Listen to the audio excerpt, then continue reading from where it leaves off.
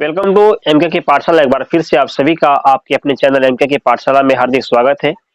एक बार फिर मैं आप लोगों के लिए लेकर आया हूं कि आप किस प्रकार से ब्रज गुणन विधि के माध्यम से दो चर वाला रैखिक समीकरण का हल निकालेंगे। जी हाँ, आज मैं आप लोगों से ब्रज गुणन विधि के बारे में बात करने वाला हूं और मैं बताऊंगा किस प्रकार से आप बहुत ही आसान तरीकों से एक सरल माध्यम से, बहुत ही इजी कॉन्सेप्ट के माध्यम से आप किस प्रकार से ब्रज गुणन विधि को सोल्व करेंगे। और निश्चित तौर पर आज की क्लासेस आप लोगों को बेहद पसंद आने वाली है। तो मैं इस क्लास को स्टार्ट करने से पहले एक छोटी सी रिक्वेस्ट आप लोगों से करना चाहूंगा कि जल्द से जल्द इस क्लास में आपसे भी जुड़ जाए। ये क्लास अब स्टार्ट ही होने वाली है और अधिक से अधिक दोस्तों को भी इस क्लास के माध्यम से जुड़ाने का प्रयास करें ताकि अधिक से अधिक लोगों तक हमारी क्लास पहुंच सके और वो इस क्लास से लाभान्वित हो सके। और फटाफट आप इसको लाइक अवश्य कर दें अगर आपकी ये क्लास अच्छी लग रही है तो। और अगर आप इस चैनल में पहली बार विजिट कर रहे हैं तो कृपया से सब्सक्राइब कर लें और इससे के बेल नोटिफिकेशन को ऑन कर लें ताकि हमारे सभी क्लासेस की सूचनाएं आपको समय पर मिल सके। तो चलिए और समय को ना लेते हुए मैं चाहूंगा कि इस क्लास को स्टार्ट किया जाए।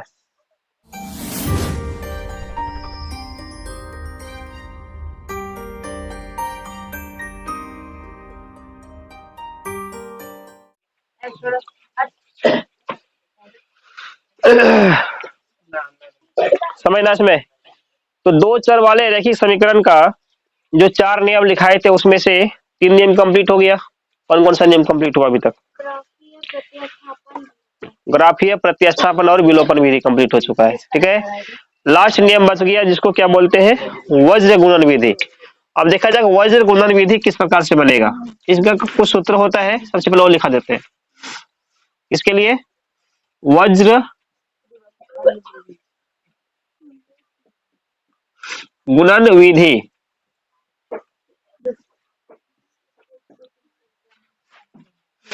ठीक है। तो वज्र गुणन विधि बनाने से पहले क्या याद रखना, एक सूत्र होता है इसका, बस उसको याद रखो। सारा सारा जितना भी सब बन जाएगा इसमें। तो सूत्र कैसे है, क्या है सूत्र, याद रखना। सूत्र होता है x बराबर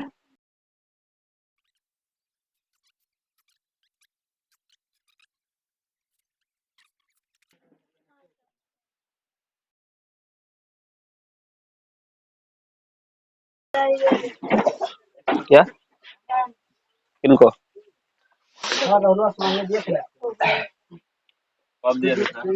कब नहीं, अभी नहीं दिए थे, बोले थे तो कोई अच्छा ही नहीं इस चीज को है? हो जाता है ना, ठीक है दे देंगे इनको।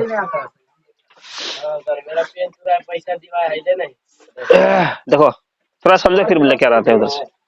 यहाँ पर लिखा गया है कि ये जो फार्मूला है क्या चीज का है? वज्र गुणन विधि का है।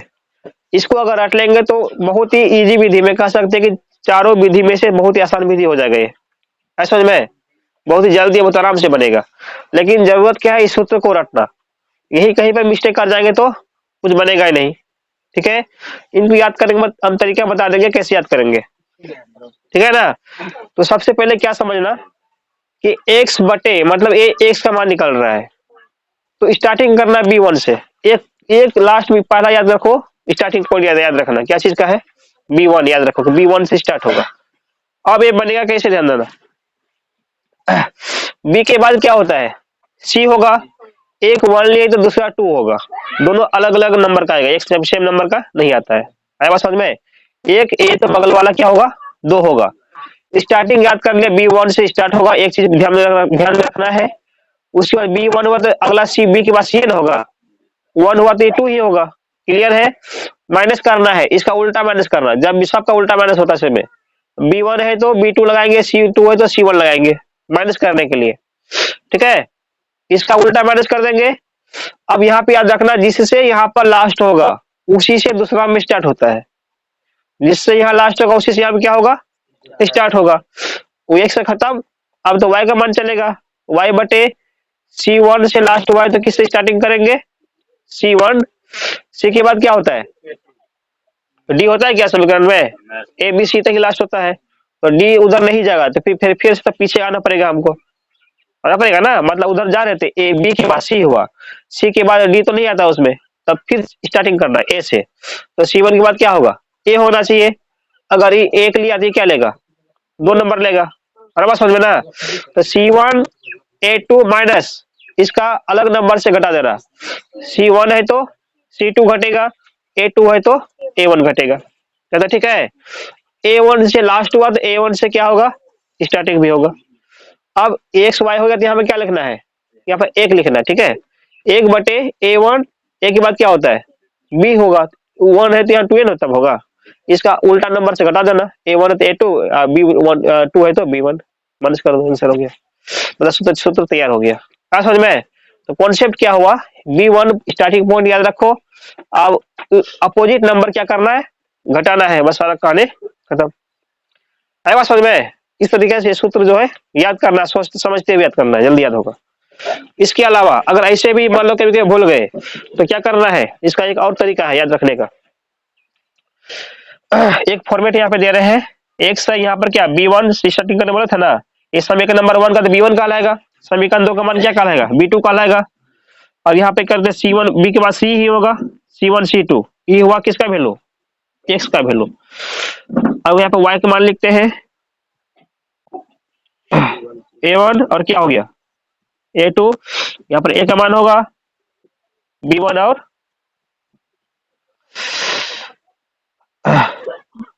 B1 B2, या तो ठीक है। अब देखो ना इसका मान कैसे निकलेगा, इसको इस तरह से गुना करना, इस दिशा में। ठीक है,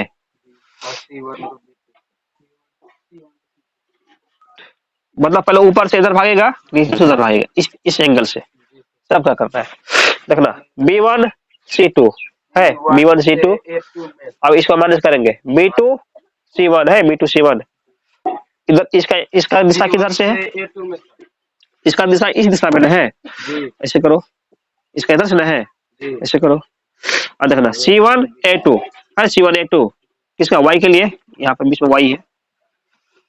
माइनस क्या करेंगे C2 C1 C2 C1 C2 A1। ठीक है, हाँ इसका दिशा क्या इस तरह का होगा, यहाँ पर एक का मान है। A2 A1 B2 है, यहाँ पर माइनस कर, दूसरा वाला माइनस कर दो, यानी नीचे वाला माइनस ही करना है। A2 B1 है, आ गया ना। तो या तो इस फॉर्मेट से सूत्र फिट कर लेना, या नहीं तो जो कॉन्सेप्ट बताए उस तरीका से कर लेना। कुछ भी विधि हो इसको याद रखना पड़ेगा, उतारो पड़ेगा तक बताते हैं।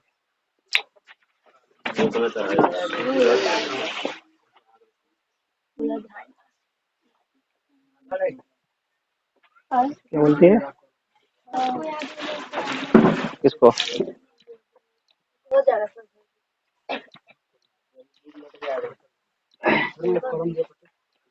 चलो सवाल पे आते हैं। एक्सरसाइज 3.5 का जो क्वेश्चन ध्यान देना, क्या बोला गया है। 3.5 का क्वेश्चन है, एक पूरा सवाल वज्र गुणन विधि पर ही डिपेंडेंट है। या तो समझ में आ गया, समझना। तो क्वेश्चन इसमें लिखा हुआ था, निम्नरेखिक समीकरणों के युग्मों में से किसका एक अद्वितीय हल है। यदि सबसे पहले अद्वितीय हल चेक करेंगे किसका बनेगा, किसका कोई हल नहीं है, या किसके अपरिमित रूप से अनेक हल है। अद्वितीय हल की स्थिति में उसे वज्र गुणन विधि से ज्ञात करना है। तो सबसे पहला कंडीशन क्या हो गया, इसको चेक करना है इसका हल किस प्रकार का होगा, है ना। चेक करने के बाद अगर अद्वितीय हल होगा तो उसको इस विधि से बनाना है, या नहीं तो उसको छोड़ देना है। ठीक है, तो सबसे पहला कंडीशन समीकरण देखो क्या लिखा हुआ है।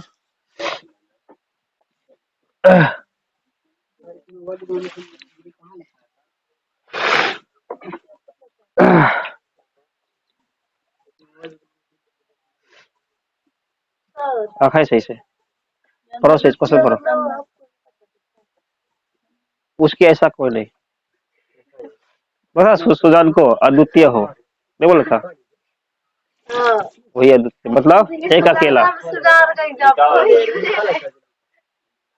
इसका मतलब हुआ, हाँ है ना, अद्वितीय मतलब एक अकेला। जैसे सूरज अद्वितीय है ब्रह्मांड में, क्योंकि एक तारा है लेकिन उसके इतना बड़ा, उसके इतना नजदीक जो है सिर्फ वही अकेला है। अद्वितीय बोल सकते हैं। चांद इस ब्रह्मांड में अद्वितीय है बस समझ में, यानी उसके ऐसा कोई दूसरा नहीं है, उसको अद्वितीय बोलते हैं। यहाँ पर अद्वितीय का सेंस क्या होता है समझना, मतलब नहीं, अद्वितीय का मतलब होता है इनका जो आंसर निकलेगा एक्स का और वाई का जो वैल्यू निकलेगा, ये इसके अलावा इसका और कोई वैल्यू नहीं होगा, यानी सिर्फ इसका एक ही आंसर निकलेगा, एक ही हल निकलेगा, उसी को बोला गया अद्वितीय। ठीक है, एक होता है कोई हल नहीं, मतलब उसका कुछ आंसर ही नहीं निकलेगा। ठीक है, वो तो कोई हल नहीं, मतलब क्लियर है, वो कुछ उसका आंसर आएगा ही नहीं। ये होता है अनेक हल। अनेक हल मतलब क्या हुआ, जितना चाहेंगे उतना मान निकाल सकते हैं।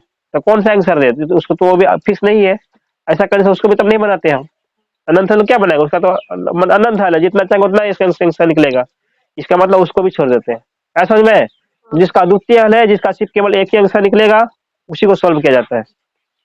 वही कंडीशन यहाँ पर ही बोला गया था कि जिसका अद्वितीय हल निकलेगा, ऐसी कंडीशन में ही क्या करेंगे, उसे हम वृत्त गुणन विधि से सॉल्व करेंगे। तो सबसे पहली बात क्या करेंगे, चेक करना है हमको। चेक करने का प्रोसेस बता दी कैसे चेक होता है, कैसे चेक होता है। तो यहाँ पर क्वेश्चन था x माइनस 3y माइनस 3 बराबर क्या होगा, 0।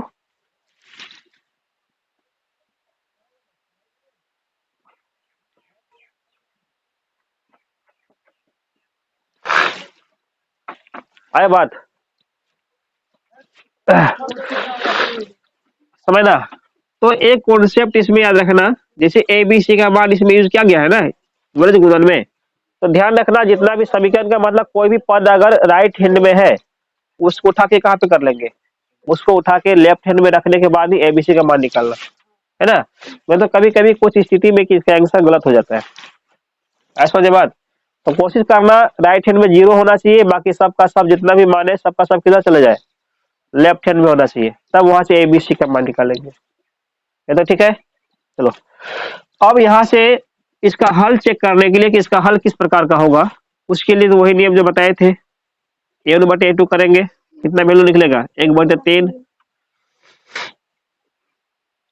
फिर b1/b2 -3 -2 माइनस माइनस कैंसिल, क्या निकल गया, और क्या हो गया इधर,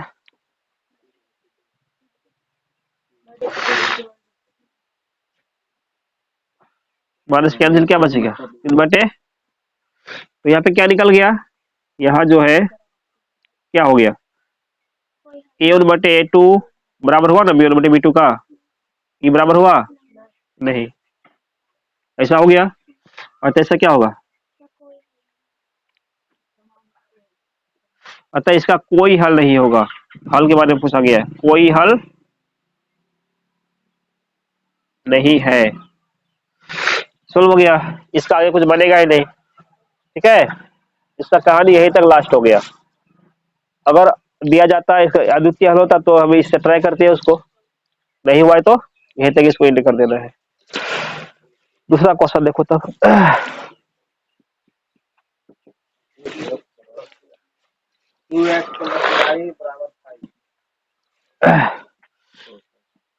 2x प्लस वाई बराबर क्या हो गया, इसको इधर लेकर आना पड़ेगा, 2x प्लस वाई माइनस क्या बन जाएगा, क्या क्या बचेगा 0, एक नंबर का हो गया नहीं, इधर करना पड़ेगा, 3x plus 2y plus 2y बराबर 8 है, इसको उधर खींच दो, 3x प्लस 2y माइनस का बराबर क्या हो गया, समीकरण नंबर क्या हो गया 2 हो गया। इसको चेक करो अद्वितीय हल होगा कि नहीं होगा। तो चेक करने के लिए क्या करते हैं, फिर से a1/a2 लगा लेते हैं। a1 का मान कितना है 2 है ना, यहाँ पर 3 है, 2/3। अब किसका करेंगे, b1/b2 का मान निकालो। अच्छा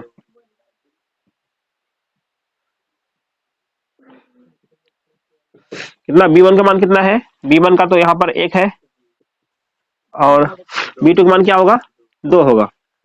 आपस में बराबर हुआ दोनों, क्या बराबर तो नहीं हुआ। यहाँ पर बोल सकते हैं जो यहाँ पर कॉन्सेप्ट निकला किस तरह का निकला, a1/a2 बराबर नहीं होता है किसका, ये नहीं जाना बराबर बस नहीं हुआ, काम खत्म है। जब यही आम पक गया तो फिर कार्बन देने का क्या मतलब है? आम देखा ना बगीचा उगीचा में, जब गाछ में पक जाता है उसको और पकाएंगे। इसका रिजल्ट यही क्लियर हो गया, नहीं क्लियर हो गया, यहीं पे पता चल गया कि अद्वितीय हल होगा, है ना। अद्वितीय हल होगा जब पता चल। हाँ। बोला।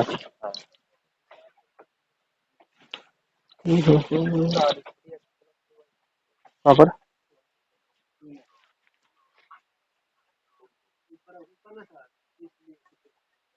ये किताब में है, किताब में क्वेश्चन है रे। तो समीकरण जो है क्या एक समीकरण से बनता है, इसी को यहाँ पे सोल्व कर दिया हम।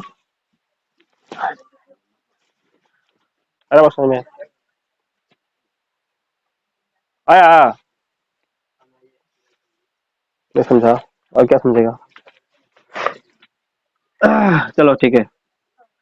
अब इस प्रकार का कंडीशन होने से इसका हल कैसा होता है? अद्वितीय हल होता है।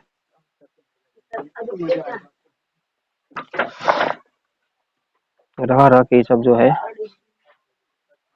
अब इसमें क्या करना है, अद्वितीय हल होने की कंडीशन में हाँ तो लिख देना है। अतः यहाँ इसका जो है कैसा हल होगा, अद्वितीय हल होगा। अद्वितीय हल है, सीधा चलो है। आए बात समझ में ना। तो यहाँ तक उतारो, इसके बाद इसका तब इसका मतलब बनेगा तब वर्गमूल विधि से इसके 100 का मान निकलना चाहिए, है ना। तो इसको बनाने की कोशिश करेंगे, पहले इसको छाप लो।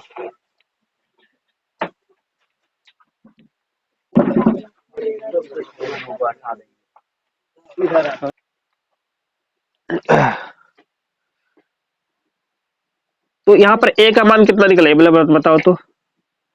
ए का वैल्यू कितना निकलेगा, A1 का मान कितना है? ये सब तो लिखना क्या है, पता चल ही जाता है ना। बताओ,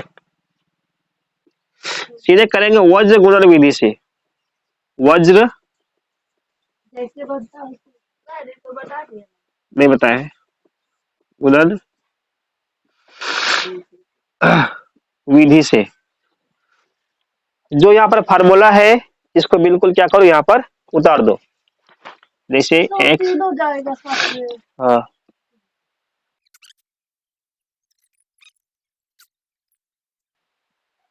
ठीक है तक ना। चलो इसको लिखने के बाद अब इसी में क्या करना है, ये मान को इस समीकरण से देख देख करके इसमें लगाना पड़ेगा। कैसे लगे ध्यान देना। जैसे कि एक्स लगा दिए, बी वन का क्या मान है, नहीं कुछ तो। वन का मतलब समीकरण नंबर 1 में देखना, टू का मतलब समीकरण नंबर 2 में देखना, ये सब तो पता है। तो वन का मतलब B1 में तो 1 होता है, इसका मतलब 1 हो गया। B1 C2 मतलब ये आपस में क्या संबंध है, गुना का संबंध है, नहीं कुछ तो गुना रहता ही सब में। इसका मतलब B1 गुना C2 क्या होगा, C2 मतलब नीचे वाला जाएंगे, माइनस का 8 है, लगा दो माइनस का 8, कोई दिक्कत नहीं, तो दे भी सकते हैं, दे दिया ना। माइनस को ब्रैकेट पे कर देना, माइनस लगा दिए। B2 2 है, C1 माइनस का 5 हो गया। इससे कहानी क्लियर, इसमें चले जाओ।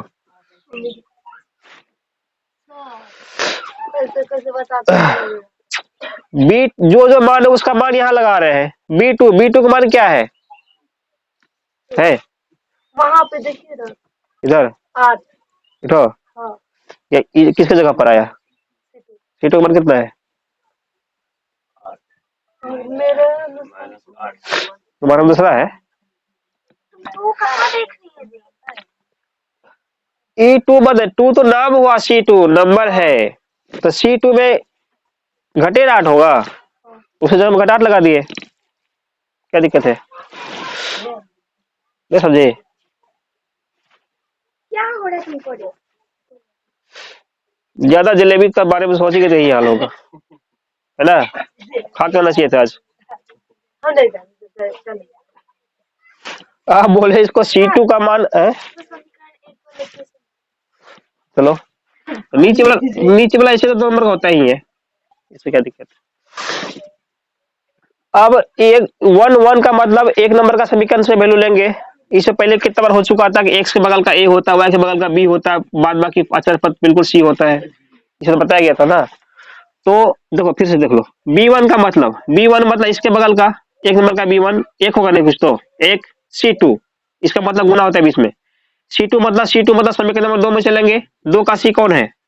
घटाट है ना, हुआ वही घटाट लगाए। बीच का माइनस है, माइनस लगा दिए। b2 दो नंबर में b कौन है? 2 है, 2 लगा दिए गुना c1 मतलब एक नंबर में c कौन है? घटा 5 लगा रहे हैं। उसके बाद क्या y का ले लो, y का मतलब कितना हुआ? c1 कहां पर है? 1 का मतलब समीकरण नंबर 1, c मतलब एक का c घटा 5 है ना, हुआ माइनस का 5 इंटू a1 का मान कितना है? सॉरी a2 का मतलब 2 नंबर का a निकालो 3 हो गया। c2 2 का c निकालो घटा 8 हो गया। तो इस घटा से काम मत चला देना है ना, सोचे घटा घटा हो गया क्या कर दोबारा लगा करके, दूसरा का अपना अपना पेक रहेगा, मन साथ लगाना उसको अलग से, ठीक है। a1 2 हो गया। अरे समझ में उधर के बच्चे सबको नहीं नहीं आ रहा है? चलो फिर बाद में बता देंगे एक बार। चलो वहां पर एक न है, एक को लिखो। a1 का मान कितना है? 2। b2 का मान कितना है? दोनों 2 है। अच्छा 2। a2 का मान 3। b1 का मान b1 1 वाह, इसका कितना मान होगा बोलो? x बटे माइनस 8 इंटू 1 माइनस का 8 माइनस माइनस प्लस 5 दूनी 10, ध्यान का है तब 5 दिया 15 माइनस माइनस प्लस हुआ, 8 दूनी कितना हो गया? प्लस का 16, 2 दूनी 4, 3 का कितने होगा? इनको सोल्व करो। x बटे 2 बचेगा, y बटे 1 प्लस 1 ना होगा, यहाँ पर क्या बचेगा? 1 बटे 1 हुआ। अब करना यहाँ क्योंकि एक लाइन से बराबर है। देखो अब जो फाइनली करने के बाद क्या करना है, एक बार इसको एक बार इसको एक बार इसको एक बार इसको दोनों को अलग अलग मान निकाल लेंगे। तो x बटे 2 बराबर क्या कर सकते, सब तीनों आपस में बराबर बराबर ना है, तो ये बराबर हुआ इसका, इसके बराबर है इसका, तो ये भी तो इसके बराबर कहलाएगा, क्या कहलाएगा? x बटे 2 बराबर क्या कर सकते हैं? 1 बटे 1 कर सकते हैं। यहाँ x बटे 2 बराबर 1 बटे 1। दूसरा साइड क्या करेंगे, y बटे 1 बराबर भी क्या 1 बटे 1 होगा। दोनों से मान निकालो, गुना को गुना करेंगे ऐसा ऐसे, x गुना 1 क्या होगा? 2 गुना 1 क्या होगा? x का मान 2 हुआ, y गुना 1 क्या होगा? y गुना 1 y 1 गुना 1 क्या होगा? 1, अतः वही हो गया, x बराबर 2 y बराबर आंसर हो गया। है बात समझ में? अब एक बार फिर से इसको समझा देते, ध्यान देना। इसमें क्या क्वेश्चन था, एक क्वेश्चन किताब में है। अब किताब में कभी कभी अगर अचर पद को राइट हैंड में लिखा हुआ रहेगा तो उसको क्या करना, घिंच करके इधर लेकर के मान निकाल लेना, ठीक है। ये मतलब इधर करते हुए लिखना है। अब उसके बाद क्या करना है, वज्र गुणन विधि से क्या करना है, जो फार्मूला होता है इसको बिल्कुल छाप देना है, जैसे भी याद करके हो। इसके बाद यहाँ पर क्या था, अल्लाह ने क्या कर रहा है तुम, इस फार्मूला को लिखने के बाद एक साथ एक्स लगा लिए। सबसे पहले इनका जो, इसमें शायद किसी को ए बी सी में दिक्कत हो रहा है, तो दो चर वाले रैखिक समीकरण का व्यापक रूप क्या लिख के देते हैं हम, A X plus B Y plus C बराबर 0, इन्हें फॉर्मेट होता है। दो चर वाले रैखिक समीकरण का ढांचा संरचना, जिस बेस पर ये बनता है ना कोई भी समीकरण, इसी बेस पर बनता है सब। तो यहाँ पे क्या कहने का मतलब हुआ, एक्स के बगल वाला ए होता है, बी के बगल वाला वाई होता है, पूरा पूरा क्या होता है सी होता है, उधर क्या होना चाहिए 0 होना चाहिए। अरे बात समझ में? इसी फॉर्म में किसी भी समीकरण को सेट करेंगे। कभी कभी मान लो कोई समीकरण इस प्रकार से लिखा हुआ रहेगा, बराबर 3, इस फॉर्म में सेट है ये, तो इसको इधर करें तो वो सेटिंग होगा। तो 4x प्लस 2y इधर करने में क्या बनेगा, -3 बराबर 0। अब ये जो है इस फॉर्म में बिल्कुल क्या हो गया, सेट हो गया। इस प्रकार से करने के बाद ही इसमें इसको लगाना, ठीक है। तो ये 2 नंबर जो समीकरण था इस तरह का नहीं था, 5 को राइट हैंड में लिखा हुआ था, तो हम वहां से 5 को घिस करके क्या किए, लेफ्ट हैंड में लेकर आ गए। अब जो है तो यही से ए बी का मान निकालते हैं। अरे सोनी को समझ में, अब देखना इसको तो याद करना पड़ेगा, इसका कोई माई बाप इसका नहीं है, याद होगा तो बनेगा, नहीं तो जगह में जाके घर आ जाना परीक्षा से, ठीक है। जैसे भी याद हो जाए, बाय कॉन्सेप्ट हो या ट्रिक से हो, जैसे भी बताया था, किसी भी विधि से इसको याद करना पड़ेगा, कहीं पर भूल गया तो फिर बनेगा ही नहीं। एक तो आसान बहुत ज्यादा है, मतलब हार्ड भी बहुत ज्यादा है, जो भी अपना लो, ठीक है। अच्छा से इसको लेकर चलेगा तो ठीक ठाक रहेगा। जहां थोड़ा सा होशियारगिरी दिखाया अपना, तो ये भी उठा के उतना ही ज्यादा पटकता है। ऐसा हो जाए बात।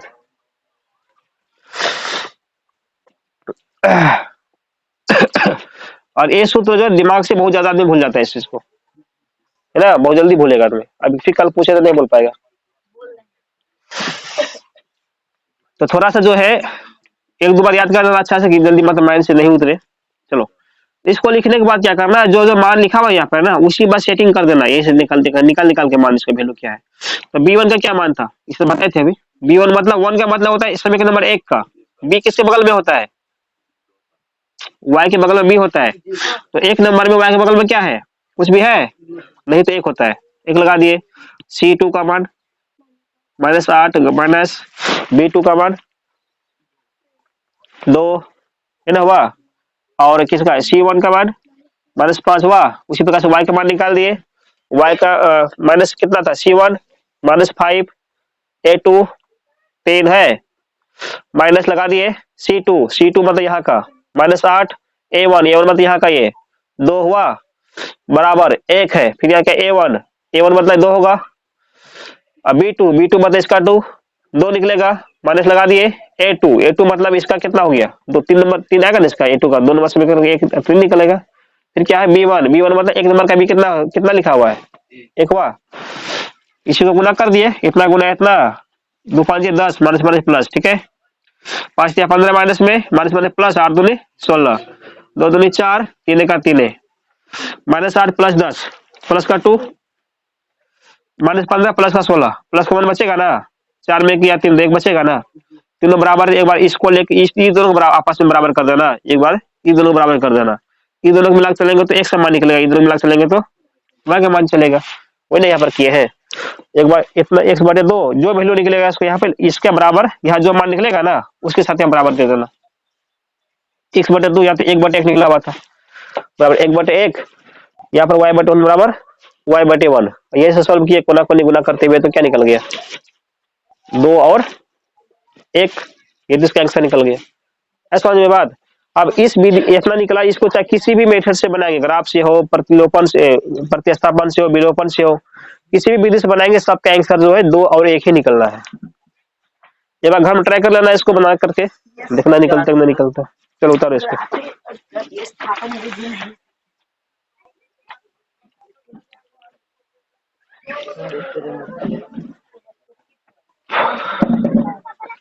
देखो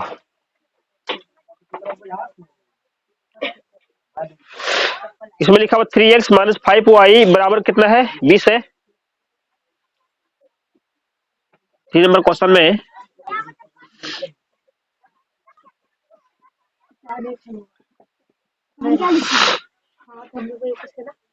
इसमें क्या करने बोले थे, सबको जो है लेफ्ट हैंड में लेकर आना पड़ेगा। तो 3x - 5y, ठीक है,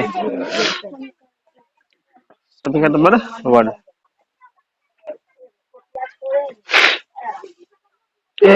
फिर हो गया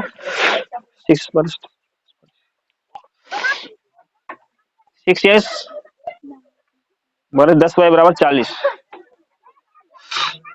अब यहाँ पर 6x माइनस 40 बराबर 0।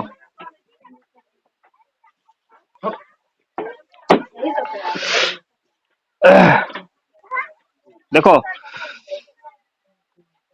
यहाँ हम करेंगे a1/a2, कितना मान निकलना चाहिए? A1 का मतलब समीकरण नंबर 1 का ए क्या है? 3 है।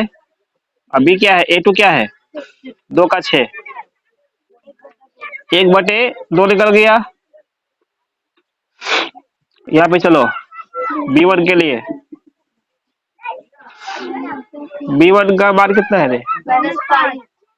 -5। इसका माइनस माइनस कैंसिल, 5 दूनी 10, 1/2। उसी प्रकार से C1/C2 के मान बोलो, -20 और इसका माइनस का 40 हो गया नहीं, माइनस माइनस कैंसिल, 20 दूनी 40, 1/2। तो समझो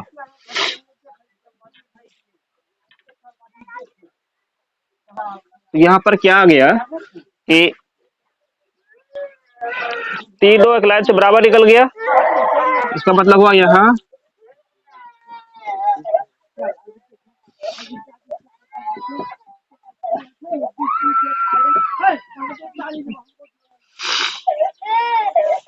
क्या हो गया इसको?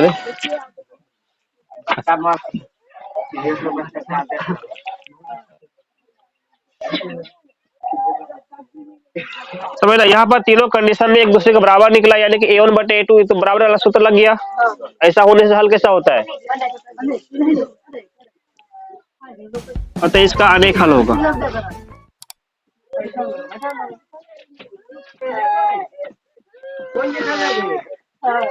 हाँ? इसका अनेक हल होगा। इसी प्रकार 4 नंबर पे चेक करना, उनका अगर अद्वितीय हल निकलेगा तो उनका फिर वृत्त गुणन से बना के दिखाना पड़ेगा। ठीक है, तो यही तो कहीं देते हैं, अगला ट्राई करना घर में। नहीं, हाँ ठीक है, चलो।